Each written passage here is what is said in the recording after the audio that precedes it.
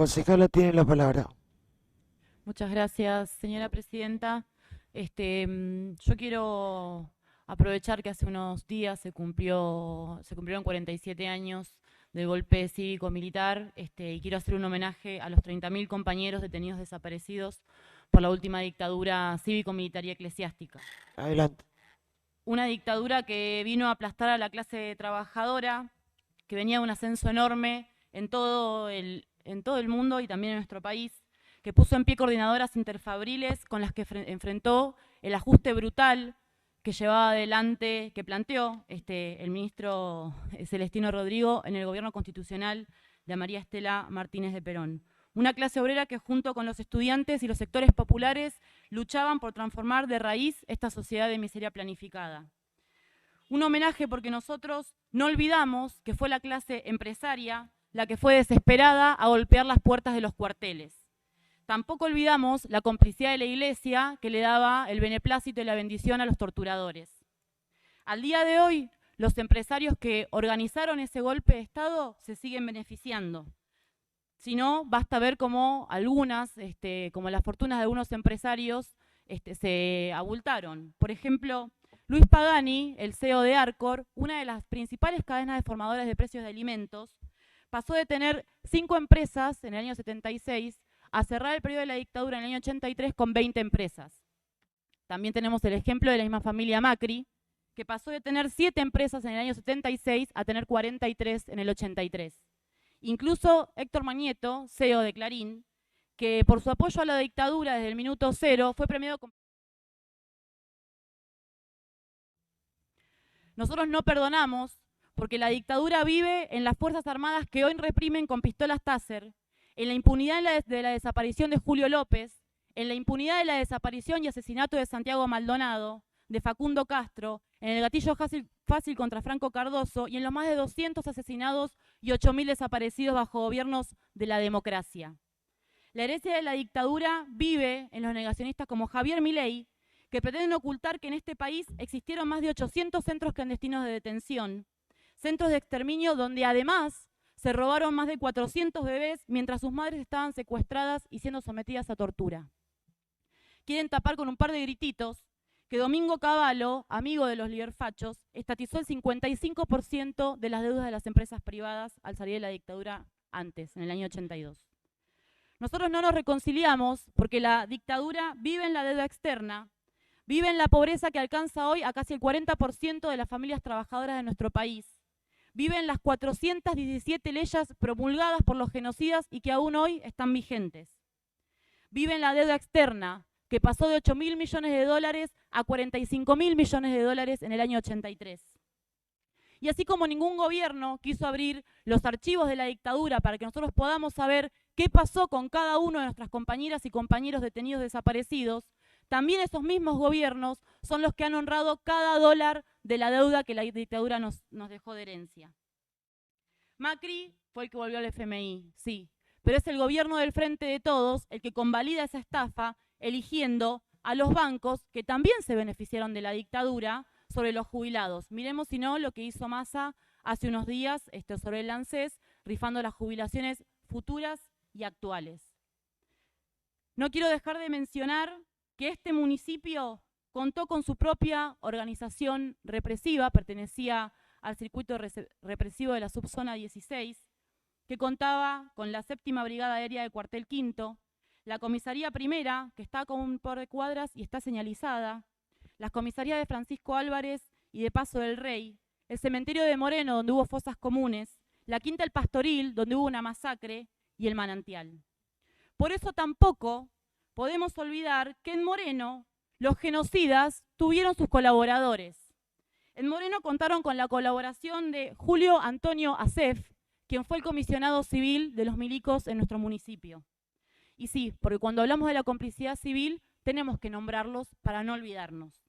Acef, que cuando después fue intendente democrático entre el año 91 y 95 de nuestro municipio, puso al represor Adolfo Cusidonqui como director de tránsito municipal, un represor que se venía fugando de Santa Fe, acusado y probado de haber torturado a compañeros detenidos desaparecidos de esa provincia. Por todo esto, El mejor homenaje, además de marchar de manera independiente con el encuentro Memoria, Verdad y Justicia en las calles, el mejor homenaje que podemos hacerle a los 30.000 compañeros detenidos desaparecidos es seguir militando contra la impunidad de ayer y de hoy. Seguir militando por transformar de raíz la sociedad para seguir la lucha contra que seamos siempre los trabajadores, el pueblo pobre, las mujeres, la juventud, los que terminamos pagando la crisis. Por eso decimos, fuera el FMI, por eso decimos 30.000 compañeros y compañeras detenidos desaparecidos, presentes ahora y siempre. Muchas gracias. Gracias, concejala. Tiene la palabra el concejal Lucas Franco. Presidenta, simplemente para sumarme a los homenajes vinculados a las fechas, quiero destacar 3 hitos. Por supuesto, reivindicar los sueños y la vida de los 30.000 y las 30.000 compañeros y compañeras desaparecidos y desaparecidas. Repudiar el negacionismo de aquellos que aún hoy, a 47 años, insisten en cuestionar la cifra, cuestionar las fechas, o el triste papel de alguna legisladora que reivindicó los vuelos de la muerte hace muy poquito. Por suerte, en esta casa, por ejemplo, eso no sucede, y eso también es digno de celebrar como acto democrático. Por tanto, sumarme a los homenajes a los y las compañeros desaparecidos. Invocar también todos los pasos que se han dado en este municipio para la recuperación de, como bien se mencionó recién, la Quinta La Pastoril.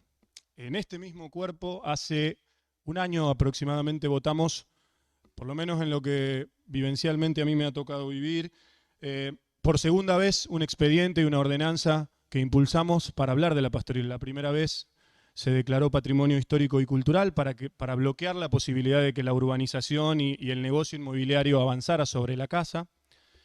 Y el año pasado, en esta fecha precisamente, se votó la declaración de utilidad pública sujeta a expropiación de la Quinta para preservarla y construir allí un espacio de memoria. Ayer tuvimos la enorme alegría de poder ingresar al lugar junto a los organismos de derechos humanos, junto a vecinos y a vecinas, y sentir que estamos cada vez un poquito más cerca de que ese espacio se convierta en un espacio de memoria, aquel que fuera un espacio de terror en el que se asesinó a compañeros y compañeras que se organizaban a poquitos días del nefasto golpe del 24 de marzo del 76 para resistirlo. Y también mencionar en este breve homenaje a nuestros héroes de Malvinas. Estamos a muy poquito tiempo de un año más, de un aniversario más de la gesta malvinera. Por tanto, también destacar que es este proceso histórico que estamos viviendo en el que se dio y se concretó la tan ansiada consumación del espacio de territorio. Aquellos héroes que pelearon por defender nuestro territorio y la soberanía sobre nuestro territorio, en este gobierno tuvieron su territorio para emplazar allí las bases del museo que felizmente también empezó a construirse. Por eso enviarles, como ellos dicen, un abrazo malvinero a quienes nos invitan además a la tradicional vigilia de este sábado y a conmemorar a nuestros héroes una vez más. El domingo entonces destacar y reivindicar y honrar a nuestros compañeros y compañeras desaparecidos, que son 30.000, recuperar la memoria histórica de lo que sucedió en la Quinta La Pastoril y destacar la voluntad política de este gobierno y de este Consejo de avanzar en la recuperación y la preservación de ese espacio y abrazar profundamente a nuestros héroes de Malvinas que están prestos a cumplir un aniversario más de la gesta histórica que implicó defender nuestra soberanía. Gracias, Presidenta. Gracias, concejal. Tiene la palabra la concejala Lorena Alderete. Sí. Bueno, primero quisiera citar y reflexionar en relación a lo que la compañera Erika y Lucas Franco también están, ¿no? Reflexionando sobre a 47 años del golpe cívico-militar fascista. Destacar que a 40 años de la democracia, en un estado municipal donde nuestra intendenta Mariel Fernández está sosteniendo la democracia, porque yo considero que la democracia se sostiene con un Estado presente. Y luego de muchos años, no sé cuántos ya, tengo muchos, y pasaron muchos gobiernos acá en Moreno, recién ahora se están viendo que el Estado está presente a través de todas las políticas públicas que se están llevando adelante en Moreno. Por eso quiero destacar Y quiero reafirmar que la democracia se sostiene con un Estado presente, con políticas públicas que hagan a nuestras vecinas y nuestros vecinos. Pero también quiero destacar el trabajo que se hizo de reconocer y recuperar la casona de La Pastoril. Soy vecina, vivo a 5 cuadras de Moreno Sur, de la Quinta La Pastoril. Tenía 3 años cuando fueron los sucesos hechos, digamos, nefastos. Y realmente, como vecina y como compañera de la militancia por la verdad, la memoria, la justicia, es un honor y un orgullo que ayer se hayan abierto las puertas de La Pastoril y que hayamos podido ingresar. Y para transformar ese espacio oscuro por la nefasta dictadura cívico-militar fascista que atentó contra nuestros compañeros, en donde se ocurrieron una masacre. Ahí estuvimos presentes ayer, en un acto realmente donde pudimos pensar y donde pudimos actuar y donde pudimos reflexionar para poner ese lugar a disposición de la comunidad y poder brindar a ese lugar espacios culturales, porque ese es el proyecto que queremos hacer. Que ese espacio transformarlo en un lugar de la memoria, donde nuestras estudiantes y estudiantes, en donde nuestras vecinas y vecinos, en donde toda la comunidad, no solo de Moreno, sino de otros también distritos, puedan recorrer el espacio. Y que la memoria del nunca más esté presente a través de la apertura, de la recuperación de la Quinta La Pastoril. Y decimos, 30.000 compañeras y compañeros desaparecidos presentes, ahora y siempre. Muchas gracias. Gracias, concejala. Tiene la palabra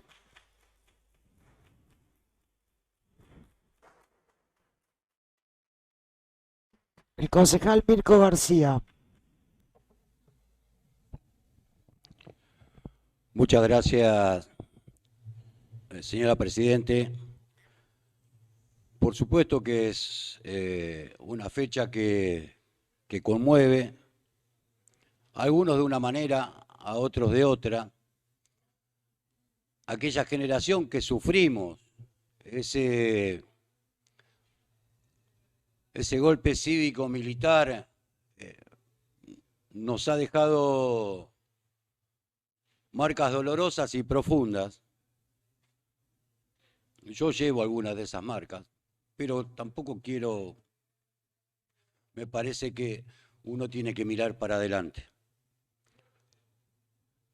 Fue una etapa dolorosa donde uno perdió seres queridos, seres amados, y que desde mi concepción religiosa muchas noches uno intenta una plegaria.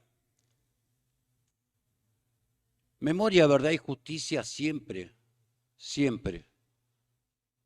Después cada uno tiene el derecho de la reconciliación o no. Esa es una actitud particular de cada uno.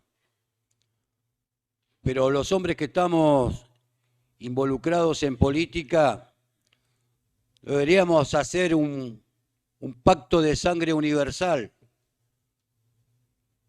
donde nunca más en nuestro país ningún genocida quiera apropiarse de nuestro Estado, de nuestras instituciones. Ningún genocida tenga el derecho a imponernos una sexualidad, una moda, un corte de pelo. Nunca más. Pero también debemos reflexionar que el camino de cuidar nuestra democracia no es el de la violencia. Yo pertenezco a una generación que consideraba que el poder estaba en la boca del fusil. Y salió mal y pagamos caro. Y a veces, hoy en la actualidad, tenemos que escuchar a algunos hijos de mal hombre que dicen no fueron 30.000, fueron 8.000. ¿Qué carajo me importa si fueron 30.000 o 8.000? Cuando digo carajo es el carajo del barco. ¿Qué carajo me importa? Así hubiesen sido 100, así hubiesen sido 10. En nuestra patria, en nuestra nación, nunca más ningún genocida. Aquí se han tocado nombres que a lo mejor hieren la sensibilidad de muchos integrantes de nuestro pueblo. Porque acá se han tocado nombres como el de Mauricio Macri o como el ex intendente Julio Acep, que han tenido participación democrática, se han sometido a la voluntad de un pueblo y han sido elegidos. Y yo respeto la decisión de cada uno. Yo respeto la decisión de cada uno. Pero por sobre todas las cosas está la voz del pueblo. La voz del pueblo para mí es la voz de Dios. Y soy respetuoso de la voz del pueblo. Aquí también en nuestro recinto hay una portadora del apellido al cual se ha nombrado y ha sido electa legítimamente por la voluntad del pueblo. Entonces yo digo que a veces hay que ser tolerante y soy respetuoso de las opiniones de todos, pero por sobre todas las cosas soy respetuoso, como lo soy de nuestra intendenta municipal, que la eligió legítimamente nuestro pueblo, y yo soy respetuoso de su investidura. Y seré respetuoso hoy y seré respetuoso el día que deje de ser intendenta, porque una vez nuestro pueblo la eligió. En otros términos, o en otras bases, yo también, como hombre que ya está entrando en la última etapa de su vida, quiero señalar que el golpe de Estado que se cometió en nuestra Argentina cívico-militar, que flageló la vida de muchos de nuestros seres queridos y de nuestros compañeros, nunca más se tiene que repetir. Pero también tenemos que hacer una reflexión profunda. 40 años de democracia. 40 años de democracia. Y no hemos podido resolver muchos de los problemas de nuestro pueblo. Y hoy nuestro país se encuentra en una situación difícil desde lo económico y desde lo social. Y en respeto a esa memoria de muchos compañeros, más allá de las diferencias políticas que cada uno tenga, deberemos ser respetuosos de la posición de cada color político y tratar de buscar y apoyar al que tenga la responsabilidad de solucionar los problemas de la gente, tratar de apoyar y buscar el camino del diálogo y del consenso para solucionar los problemas de nuestro pueblo. Muchas gracias, señora Presidenta. Gracias, concejal. Sí, ya la anotó. Tiene la palabra la concejala Florencia Sef. Gracias, señora Presidenta. Quisiera adherir en principio a las palabras de mi compañero Mirko García. Creo que acaba de exponer con claridad lo que pensamos. Por supuesto que en este día donde estamos recordando y apelando a la memoria de la terrible situación que tuvo que vivir nuestro país durante la dictadura militar y por supuesto las vidas que se cobraron, aquellos responsables de ese terrible hecho, es momento que todos nosotros, quienes tenemos responsabilidades dentro del Estado, quienes tenemos funciones en lo público, desde nuestras bancas, desde nuestras funciones, reivindiquemos constantemente la lucha y la dificultad de haber recuperado la democracia, y es por eso que en cada uno de nuestros actos tenemos que ser fieles a dicha lucha, porque, como dije, se han cobrado vidas, se han cobrado integridades, y hay cosas que no se recuperan. Entonces tenemos que ser muy respetuosos en cada uno de nuestros actos y de nuestros dichos, en homenaje a aquellos que lucharon y a aquellos que perdieron la vida haciéndolo. Con esto quiero decir que no solamente tenemos que recordar lo que sucedió, sino que también tenemos que hacer uso de una memoria total. No podemos ser irresponsables con la historia y tomar algunas cuestiones para hacer ataques partidarios o tener memoria selectiva con lo ocurrido. Se mencionó al exintendente Julio Acef, quien resulta ser mi abuelo, y me da un poco de pudor defender su memoria porque creo que se defiende sola. Se defiende sola con el hecho de que fue electo como intendente luego de la recuperación de la democracia desde el año 1991 a 1995, recordando que fue el último intendente que no perteneció al peronismo, que perteneció a un partido vecinal, que en conjunto con vecinos y miembros de la sociedad de Moreno en ese momento se presentó a elecciones, las ganó y gobernó dignamente, responsablemente y con resultados palpables en la realidad hasta el día de hoy. Entonces, si bien hablo como concejal, también electa por el voto, que también pertenezco a ese partido vecinal que hoy se encuentra dentro de Juntos, dentro del PRO, también hablo como nieta al sentirme agraviada por que estemos después de tantos años tratando de manchar la memoria de quien no cometió ningún acto contra otra persona, ni contra la vida, ni integridad, ni contra la libertad de ningún ciudadano de Moreno ni de la Argentina, y que bajo ningún punto de vista fue juzgado ni condenado por ningún acto genocida o de cualquier otra índole. Y esto quiero remarcarlo porque mucho se dice, pero lamentablemente nunca podemos clarificar que no ha habido ningún tipo de hecho ni delito en su haber. Entonces me parece lamentable que estemos haciendo uso de este día nuevamente para traerlo a este recinto.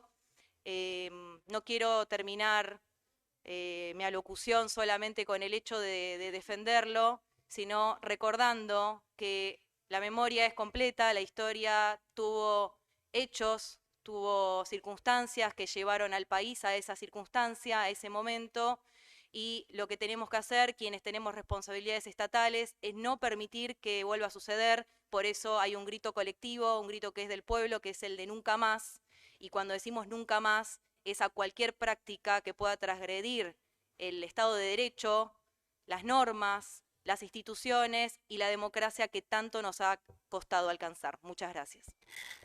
Gracias, concejala. Tiene la palabra la concejala Lorena Pereira. Muchas gracias, señora presidenta.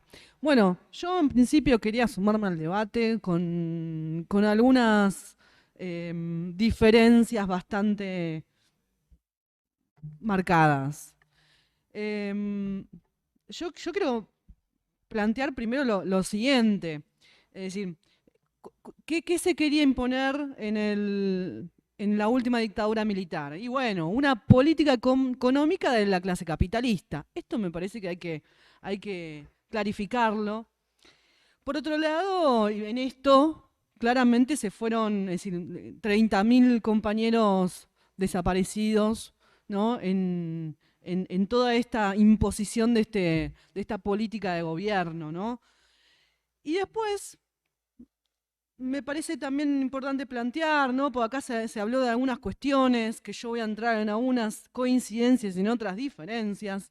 Me parece que hay que clarificar que el golpe de Estado fue cívico, eclesiástico y militar, ¿no? De esto no nos podemos olvidar y hay que remarcarlo una y otra vez.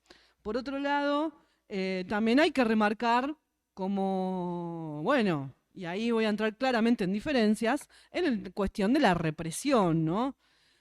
No nos podemos olvidar cómo en el gobierno de Isabel Perón se aplicó la AAA, ¿no? Que fueron a buscar a un montón de dirigentes sindicales y también estudiantiles, ¿no? Entonces, y después también como en estos 40 años, ¿no?, de democracia, a mi entender, hay más sombras que luces.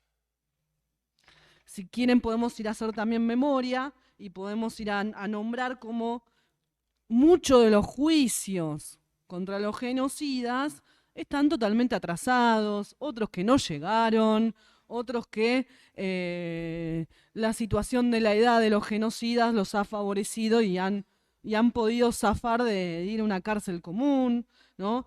La ley de obediencia de vida y punto final, esto hay que recordarlo, los indultos de Menem, o hasta los 417 decretos leyes impuestos por la dictadura que siguen estando hoy en día, que estaban en contra de los derechos de los trabajadores. Y como también durante estos 40 años, bueno, no se abrieron totalmente los archivos de la dictadura, siguen siendo secretos. ¿Cómo puede ser que en democracia todavía estos archivos están todavía cerrados bajo 4 llaves? Bueno, ahí, y me parece tan importante hacer una reflexión, ¿no?, como acá se ha venido planteando. Y ahí me parece que ahí les cabe, a todos los que gobernaron durante estos 40 años, claramente la reflexión. Entonces, se está hablando de la represión, y ahí, bueno, seguro va a generar mucha controversia, pero represión hubo durante estos 40 años. No solo durante la dictadura, y eso no hay ningún tipo es obvio, ¿no?, de eso no hay dudas, pero durante estos 40 años hubo represión. Si estamos hablando del nunca más, también estamos hablando de nunca más represión. Y ahí yo no quiero dejar de olvidarme de todos los asesinatos, de algunos asesinatos políticos que sucedieron durante la democracia. Costecchi Santillán, Carlos Fuentealba, Víctor Choque, Teresa Rodríguez, Mariano Ferreira, Luciano Arrúa, Jorge Julio López. Y cómo, aún así, durante todos estos gobiernos, se sigue reprimiendo. En el 2017, durante esta reforma jubilatoria, donde miles y miles estuvimos ahí en la plaza de Congreso, en contra de esta reforma jubilatoria, bueno, yo no quiero dejar también de olvidarme de César Aracaki y Daniel Ruiz, que están siendo condenados y están luchando por su absolución por haber estado luchando. Tampoco quiero dejar de olvidarme de cómo los compañeros de Mendoza, de organizaciones sociales, fueron arbitrariamente apresados, llevados en cárcel por hasta intentar hacer una movilización frente al ajuste de Tolosa Paz y Alberto Fernández. Entonces, ahí también hay que decir nunca más. Y por otro lado, también quiero plantear situaciones que se van cada vez generando. Si bien no me corresponde a mí decirlo, pero no quiero olvidarme de cómo el otro día la ultraderecha fue a amenazar con armas a un local de izquierda socialista en La Plata, ¿no? Y cómo esto también a veces está fomentado por determinados sectores ultraderecha.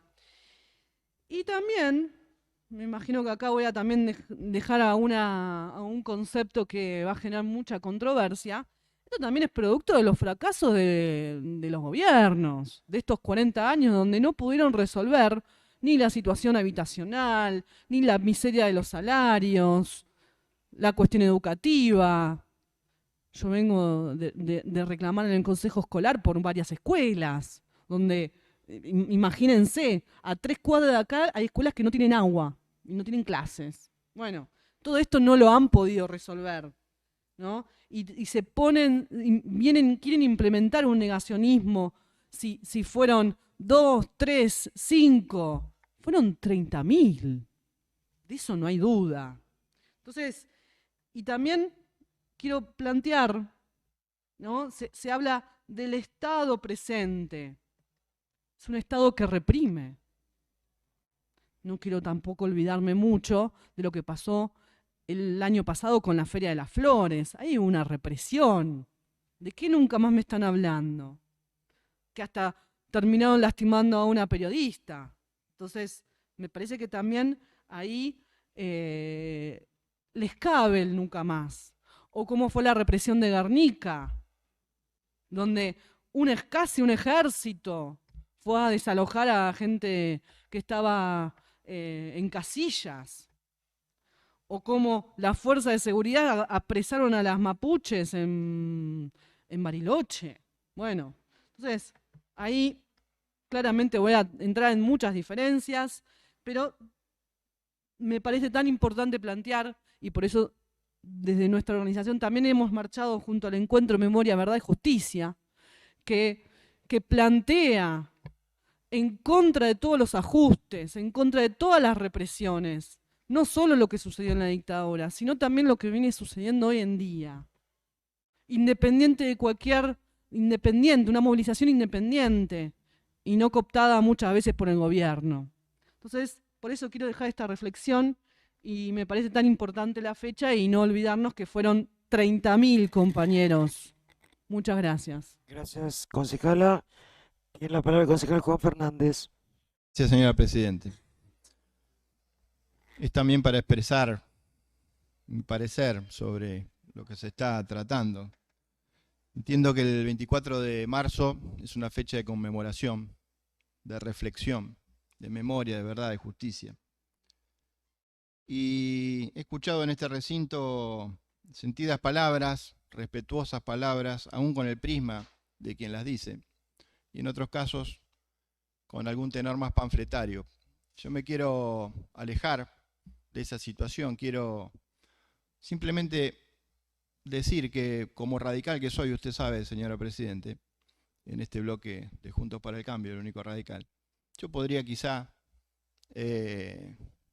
porque se me infla el pecho cuando pienso en Raúl Alfonsín, venir a hacer acá una defensa de su figura y de las políticas que se han establecido a partir de que el pueblo argentino le haya o le dio la posibilidad de ser presidente de la nación. Sin embargo, quiero aportar a la reflexión que muchos intendentes en la dictadura fueron aportados por mi partido.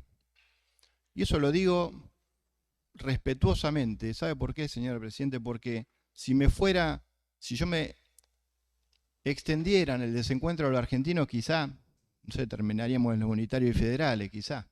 Usted es historiadora, podemos tener contrapuntos, pero claramente en eso vamos a estar de acuerdo. Podría arrancar de 1930 con el primer golpe militar, con los actores, con lo que tuvieron. Podría pasar por el bombardeo de la Plaza de Mayo, que me avergüenza que algunos correligionarios hayan estado en esa circunstancia. Podría decir, y lo digo, que antes de la dictadura militar hubo más de 1000 muertos en las calles de la Argentina por una decisión de, llamémosle, parte de la política, que no incluía a toda la sociedad, que consideraba que el camino era el de la violencia. Y yo festejo que aun quienes hayan tomado esa decisión con mucha sapiencia, con mucha sabiduría, hoy digan, en muchos casos, que ha sido una decisión equivocada y que hay que abonar el camino de la democracia.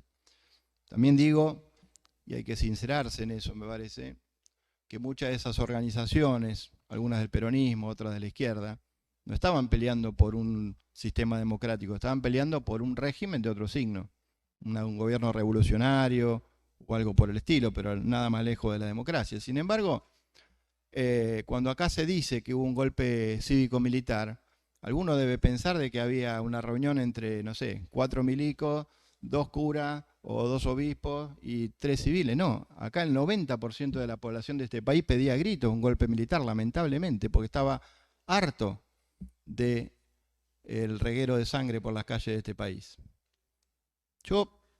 Usted no me va a creer, pero yo tenía 5 años en esa época. 5 años. Yo nací en el 71. Todavía tengo el reflejo de las charlas en el almacén de mi mamá con algo que yo no entendía, que era cuándo caía Isabel o cuándo venía el golpe.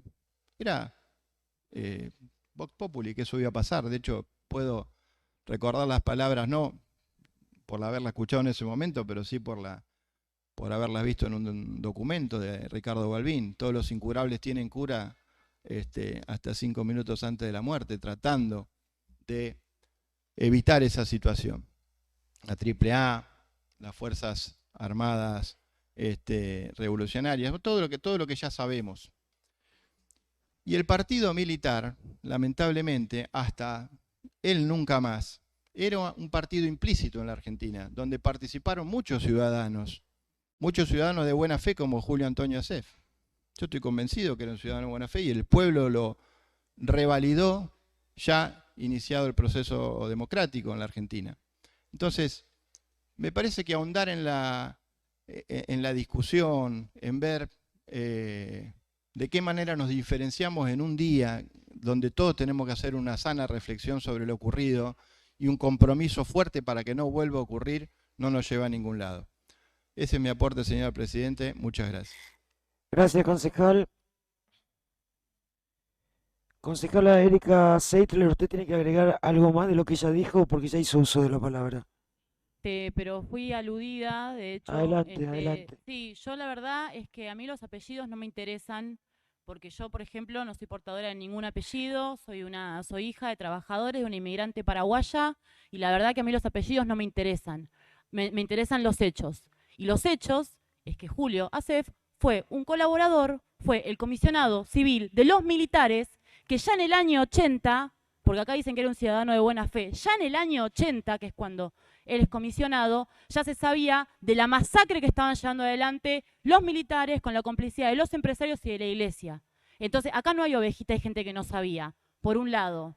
Por otro lado, se desliza en las opiniones de los concejales que hablaron antes que yo, no sé cómo es la palabra que usan acá, propinantes. Bueno, en Argentina, en el año 76, no había dos demonios.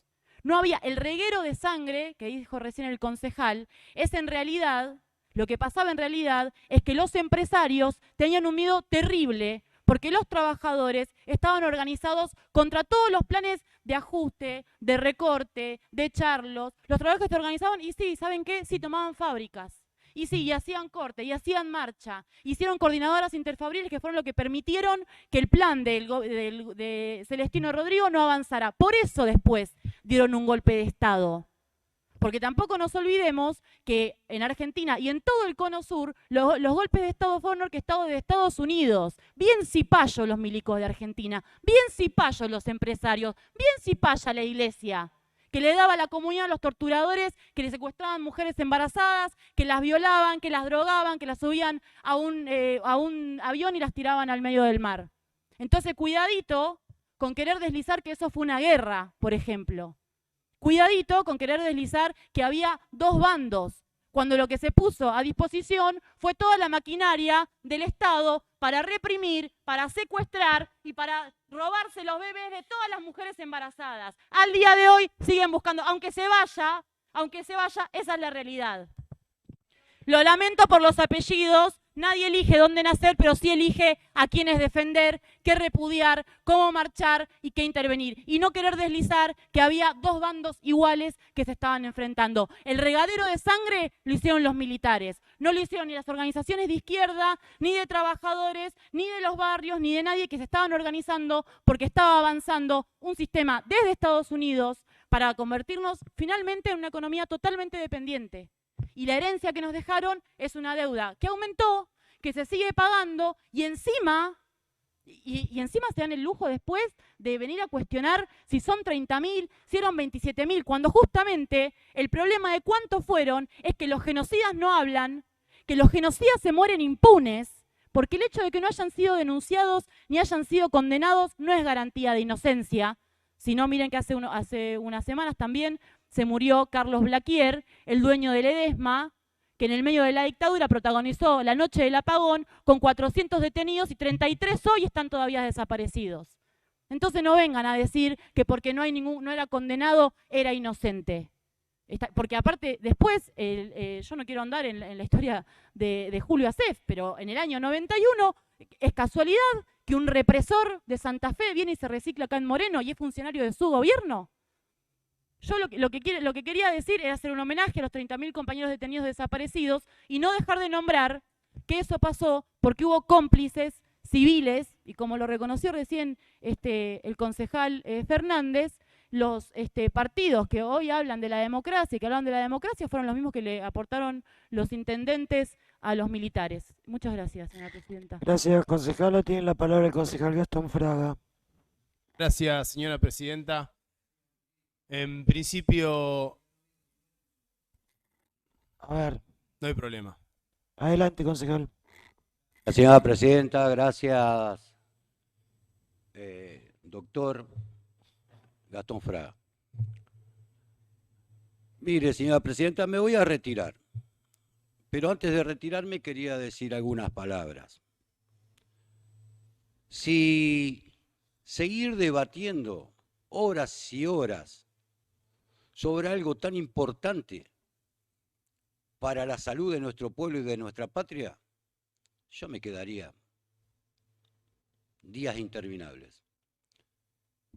Si algo a mí me devolviera lo que perdí, yo también me quedaría a discutir acá horas interminables. Pero todos los que estamos con una responsabilidad política tenemos que tener en claro algo, sobre todo aquellos más jóvenes. Nunca más, nunca más, nunca más un genocida que atente contra lo que es nuestro, contra lo que es del pueblo. Yo no me voy a quedar a debatir más esto, porque creo que estos debates así, sin tener el objetivo y el eje de que tenemos que ir a una nueva construcción de una patria justa, libre y soberana, nos daña. Le vuelvo a repetir, con todo el respeto que le tengo más allá de nuestras diferencias, señora presidenta, me voy a ir avergonzado, porque yo no rehúso los debates. Pero si debatir y no buscar el horizonte, no buscar la positiva, no buscar una reconstrucción nacional, una reconstrucción de patria, donde sean convalidados todos, verdaderamente todos nuestros derechos, y yo debatiría mucho tiempo. Pero seguir discutiendo esto, a mí no me va a devolver lo que perdí, y creo que nos aleja de la patria que nos merecemos. Muchas gracias, señora presidenta. Gracias, concejal. Tiene la palabra el concejal Gastón Fraga. Gracias, señora presidenta. Para ser muy breve, la verdad que mis compañeros de bloque antecesores han expresado muy bien estas palabras en referencia a un nuevo aniversario del golpe de Estado del año 76, pero sí me parece importante resaltar algo que se ha dicho, que ha dicho el concejal de Cambiemos respecto de que aquellas organizaciones que hacían la resistencia a la dictadura no luchaban por un gobierno democrático. Le tengo que aclarar al concejal que los dos gobiernos constitucionales y democráticos, tanto de Juan Perón en el 55 como de Perón en el año 76, fueron derrocados justamente por golpe de Estado, y justamente son esos compañeros los que finalmente quedaron bajo la bala del fuego de los militares. Así que tener mucho cuidado con esas cuestiones, porque fueron dos gobiernos democráticos votados por amplias mayorías populares. Gracias, concejal. Bueno, concejal Fernández. Señora presidenta, la verdad, estoy más cerca de hacer lo que hizo el concejal García que otra cosa, pero he sido aludido. Yo no dije que las organizaciones que resistieron a la dictadura, yo dije que en plena democracia, en pleno gobierno constitucional, había organizaciones armadas que no estaban luchando por un sistema democrático. Estaban luchando por un gobierno revolucionario que no tiene nada que ver con un sistema democrático. Es así. Y también dije que hubo en la dictadura participación de muchos... No me puedo interrumpir, perdón. Sí, perdón. Continúe. También he dicho que hubo intendentes de mi partido, como también hubo intendentes del Partido Justicialista.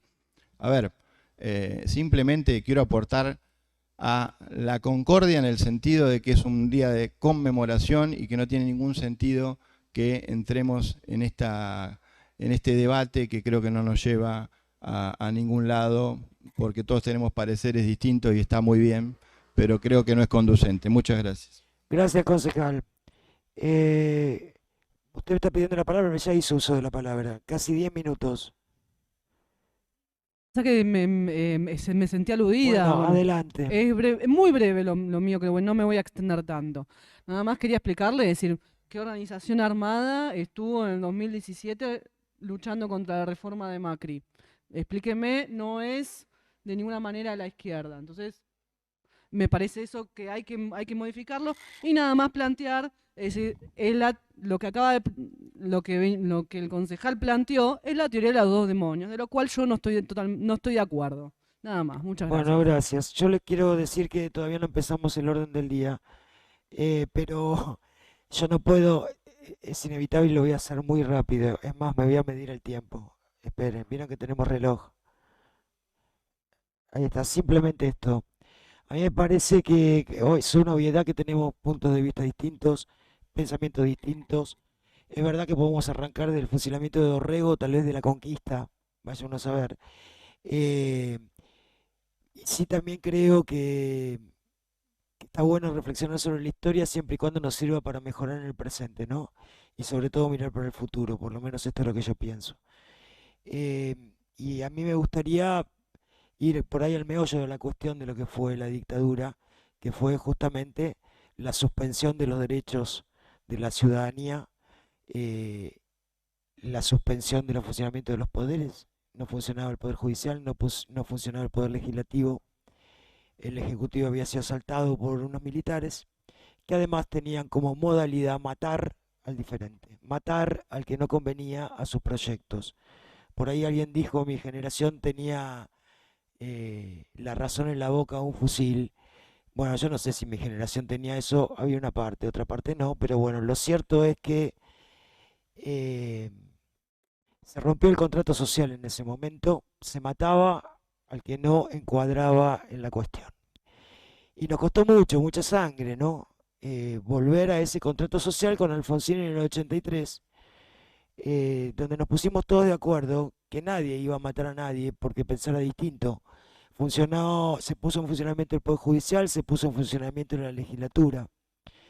Eh, Hubo zozobras, obviamente, hubo intentos de levantamientos militares donde además el peronismo se puso sin ningún tipo de duda a respaldar el sistema porque era lo que habíamos defendido todos. Bueno, yo quiero decir que en el presente el Poder Judicial no está funcionando como debiera. El Poder Legislativo tiene sus dificultades, pero ya andan los trompicones. Eh, y además hemos asistido a un intento de magnicidio a la vicepresidenta en ejercicio. Le pusieron una pistola en la cabeza y la bala no salió, vaya uno a saber, si porque Dios existe lo que creemos y si no por la, no sé. Pero lo cierto es que nadie se espantó. Hubo parte de la oposición que ni siquiera lo repudió. Y se rompió el contrato social, no porque no hayan matado antes gente, porque también es verdad que se mató gente. Pero es la vicepresidenta de la República. Un intento de magnicidio. Le podían haber volado la cabeza delante de la cámara de televisión frente a los 47 millones de argentinos. Y hay muchos que no se les mueve un pelo. Y les voy a decir algo más. Si ese cañón de pistola se lo hubieran puesto en la cabeza a Macri, ya que hablamos tanto del respeto del voto, y que también fue votado, y vaya que Cristina fue votada. Fue votada en 2 oportunidades como presidenta de la nación, fue votada como senadora nacional y fue votada ahora como vicepresidenta. Insisto, si ese cañón se lo hubieran puesto en la cabeza de Macri, a quien saben por el cual no tengo ningún tipo de simpatía, más bien ninguna, yo lo hubiera repudiado igual. Porque es haber roto el contrato social. Haber roto ese contrato que los argentinos y argentinas tenemos desde el año 83 de convivencia, aún a pesar de las diferencias. De manera que quería traer al presente esto, que en el fondo tiene que ver con la esencia de lo que ocurrió aquel 24 de marzo de 1976, donde se dio licencia para matar al que no nos gusta. Y me parece que estamos repitiendo una historia que no debería repetirse. Gracias.